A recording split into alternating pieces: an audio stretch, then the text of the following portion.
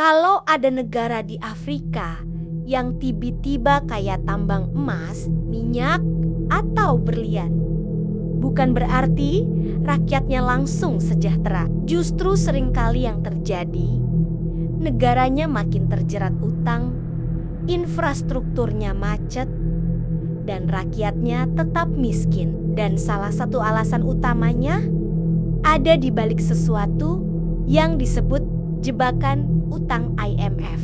Ceritanya begini, setelah banyak negara Afrika merdeka di tahun 1960-an, mereka butuh modal besar buat bangun jalan, listrik, pendidikan, dan layanan dasar. IMF dan Bank Dunia datang menawarkan pinjaman dengan janji manis.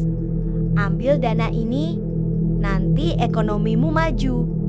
Awalnya terdengar masuk akal, tapi masalahnya ada di siorat-siorat yang nempel di pinjaman itu. IMF biasanya minta negara peminjam memangkas subsidi pangan, kesehatan, atau pendidikan sambil membuka pasar selebar-lebarnya buat investasi asing.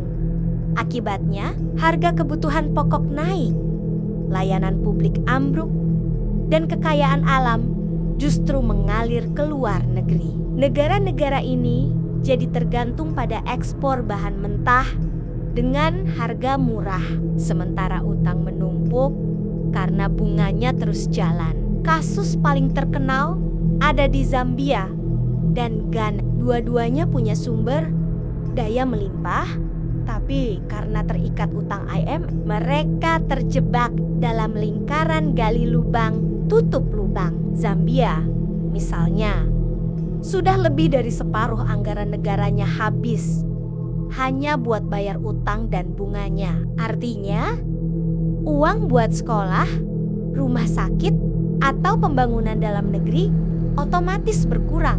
Dan yang bikin ironis, begitu gagal bayar, IMF balik lagi dengan tawaran pinjaman baru, tapi tetap dengan syarat yang sama atau bahkan lebih ketat. Lama-lama, negara-negara ini bukan cuma miskin secara finansial, tapi juga kehilangan kendali atas kebijakan ekonominya sendiri. Inilah kenapa banyak pengamat nyebut fenomena ini sebagai debt trap, jebakan utang, sebuah lingkaran setan yang bikin negara-negara Afrika sulit bener-bener mandiri, meski tanahnya kaya raya.